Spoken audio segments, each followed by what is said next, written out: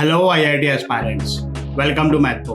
मैं आपका टीचर नितिन और आज हम डिस्कस करेंगे आईटीएफ की डीपीपी नंबर 1 के solutions. So without further ado let's get started. Sec inverse minus root 2 की वैल्यू होती है 3π/4। सेक इनवर्स की रेंज 0 से पाई एक्सक्लूडिंग π/2। कॉस इनवर्स -1 की value pi. cosec pi plus theta is minus cosec theta और cosec 3π/4 की value √2 है, तो आंसर आ गया -√2। आगे बढ़ते हैं। अब इसका आंसर -17π/4 मत लिख देना भाई। पहले तो हम साइन ऑफ -17π/4 की वैल्यू कैलकुलेट करेंगे। Sine minus theta is minus sine theta और मैं 17π/4 को 4π + π/4 लिख दूंगा। So this is minus sine π/4 which is -1/√2। Sine inverse -1/√2 is -π/4। Sine inverse की रेंज क्या है? -π/2 से π/2, बोथ इंक्लूडेड। आगे बढ़ते हैं। अगर इसके आंसर में कहीं भी आपका √2 वाला फैक्टर आ रहा है तो वो गलत है। गलती क्या है? कॉस इनवर्स x की जो रेंज है वो है 0 से पाई, बोथ इंक्लूडेड। तो -π/4 से लेके 0 तक तो कॉस इनवर्स का कोई आउटपुट आ ही नहीं सकता। So this question is as good as this and cos inverse is decreasing function. तो अगर मैं इनवर्स को इस साइड ट्रांसफर करूं, मतलब कॉस 0, तो ये जो चीज है वो रिवर्स हो जाएगी। इधर ये रिवर्स हो जाएगा। cos 2π/3, cos 0 की वैल्यू 1, cos 2π/3 की वैल्यू -1/2। तो हमारा आंसर आ गया ये। आप ये चीज ग्राफिकली भी सॉल्व कर सकते हो, थोड़ा सा देखने में ज्यादा अच्छा लगेगा, डेफिनेटली मोर टाइम कंज्यूमिंग। आगे बढ़ते हैं।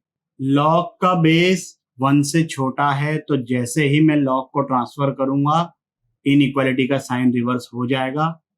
tan inverse x - 1 is less than equal to π/4⁻1, मतलब π/4। और क्योंकि ये क्वांटिटी लॉग के अंदर थी, this has to be positive, तो ये हमने लगे हाथ लिख दिया। अब tan inverse function is increasing function, तो अगर मैं tan इनवर्स को इस साइड और इस साइड ट्रांसफर करूं, इनइक्वालिटी पे कोई फर्क नहीं पड़ेगा। tan 0 0, tan π/4 1, तो यहां से x आ गया 1 से 2, 2 पर क्लोज्ड ब्रैकेट। आगे बढ़ते हैं। सेक इनवर्स की डोमेन है -∞ से -1 यूनियन 1 से इंफिनिटी। तो ये जो क्वांटिटी है, अब पहले हम x² + 3x1 from -∞ to -1 solve करेंगे।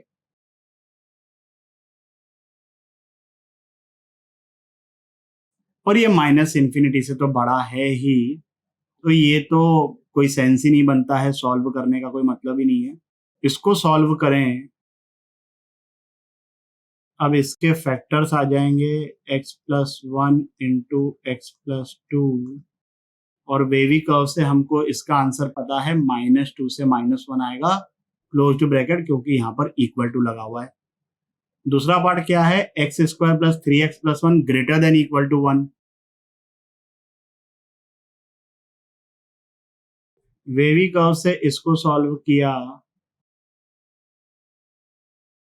और यहां पर क्या आया था, -2 से -1 बोथ इंक्लूडेड, तो उसको भी लिख ही लेते हैं। ये हो गया हमारा final answer. Clear with this? आगे बढ़ते हैं। साइन इनवर्स की डोमेन -1 से 1 बोथ इंक्लूडेड, कॉस इनवर्स की डोमेन भी वही है।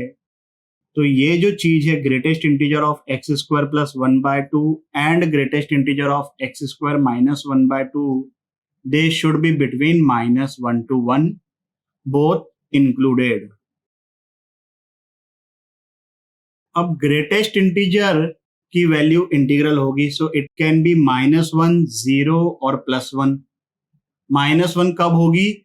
जब इनपुट -1 पे क्लोज्ड ब्रैकेट से लेकर 0 तक हो, 0 पर ओपन ब्रैकेट, 0 से 1 पर वैल्यू आएगी ग्रेटेस्ट इंटीजर की 0, 0 पर क्लोज्ड ब्रैकेट, फिर 1 से लेके 2 तक के 1 पे क्लोज्ड ब्रैकेट, ग्रेटेस्ट इंटीजर की वैल्यू आएगी 1। तो यहां से हमें जो मिल रहा है वो ये है, ग्रेटेस्ट इंटीजर हटाने पर ये चीज 1/2 को इस साइड ट्रांसफर किया।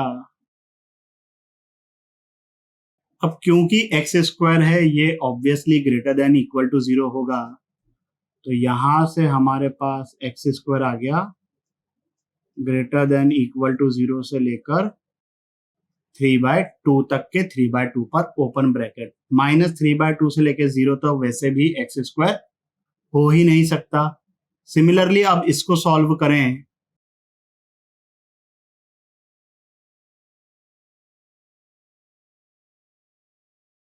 so this is as good as x square from 0 to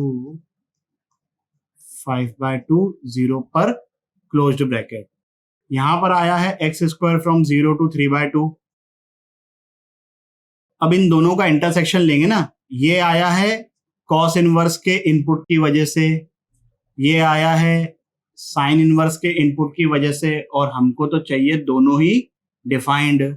सो इन दोनों का जब इंटरसेक्शन लेंगे, so the intersection is this. अब यहां पर थोड़ा सा ऑब्जर्व करो कि ये हाफ का फिगर है, आइदर प्लस और माइनस, बट फिगर तो जो है वो है हाफ का। तो हम उसी तरीके से केसेस बनाएंगे। यहां पर x square plus 1/2 will be from 1/2 to 1, तो इसका ग्रेटेस्ट इंटीजर कितना हो गया? 0। एंड और इसका ग्रेटेस्ट इंटीजर कितना होगा? -1।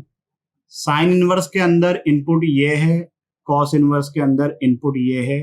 साइन इनवर्स 0, 0, कॉस इनवर्स -1 पाए। तो पहले वाले केस में जो आउटपुट आया है, सेकंड केस क्या होगा हमारा? X square from 1/2 to 3/2। अब 1/2 से लेके 3/2 क्यों ले रहे हैं? क्योंकि ग्रेटेस्ट इंटीजर जो अपना साइकिल चेंज करता है वो 1 यूनिट पे चेंज करता है। तो 1/2 से लेके 3/2, 3/2 माइनस 1/2 इज 1। आप चाहो तो और छोटे इंटरवल्स में ब्रेक कर सकते हो, but that won't be a sensible thing to do, that will be just waste of time. अब फिर से वही चीज करेंगे, x square plus 1/2, x square minus 1/2, और इसका ग्रेटेस्ट इंटीजर हो गया 1, और इसका ग्रेटेस्ट इंटीजर हो गया 0। ये साइन इनवर्स का इनपुट है, ये कॉस इनवर्स का इनपुट है। Sine inverse 1 is π/2, cos inverse 0 is π/2। तो यहां पर जो आउटपुट आ रहा है वो आ रहा है पाई। पहले केस का भी आउटपुट पाई, दूसरे केस का भी आउटपुट पाई। मतलब ये जो रेंज है इस फंक्शन की, उसमें सिर्फ एक सिंगल एलिमेंट है, पाई। इस वीडियो के लिए बस इतना ही। आशा करता हूं कि आपके सभी डाउट्स क्लियर हो गए होंगे। अगर हो गए हैं तो लाइक कमेंट सब्सक्राइब करें और अपने दोस्तों के साथ भी शेयर करें। अगले वीडियो तक के लिए सावधान रहें, सुरक्षित रहें। जय हिंद।